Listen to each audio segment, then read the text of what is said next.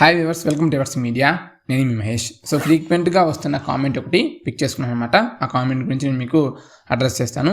Sir, I got seat in first phase and self report చేశాను. If I did not get any seat in second phase then my first phase seat remains constant or not. So మీకు first phase కౌన్సిలింగ్లో seat వచ్చి ఉండి మీరు report చేసి ఉంటే second phase కౌన్సిలింగ్లో seat రాకపోయినా సరే మీకు ఫస్ట్ ఫేజ్ కౌన్సిలింగ్ సీట్ అనేది ఉంటుంది. Don't worry. If in case మీకు సెకండ్ ఫేజ్ కౌన్సిలింగ్లో సీట్ అలాట్ అయితే అప్పుడు మీకు ఫస్ట్ ఫేజ్ కౌన్సిలింగ్ సీట్ అనేది వేరే వాళ్ళకి అలాట్ అవుతుంది.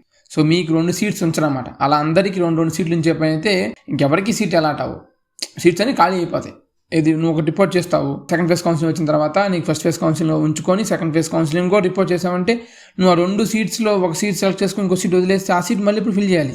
మళ్ళీ దానికి ఇంకొక కౌన్సిలింగ్ పెట్టరు కాబట్టి సో నీకు వన్స్ సెకండ్ ఫేజ్ కౌన్సిలింగ్లో సీట్ అలాట్ అయ్యింది అంటే ఆటోమేటిక్గా ఫస్ట్ ఫేజ్ కౌన్సిలింగ్ సీట్ అనేది క్యాన్సిల్ అవుతుంది, వేరే పర్సన్కి అలాట్ అవుతుంది. నువ్వు మళ్ళీ వెళ్ళి నాకు ఆ సీట్ కావాలంటే వాళ్ళు ఎవరు. ఓకే, నువ్వు కౌన్సిలింగ్ పెట్టుకునే టైంలో కూడా చాలా జాగ్రత్తగా నీ కాలేజ్ కన్నా బెటర్ కాలేజ్ని చూస్ చేసుకో. Thanks for watching.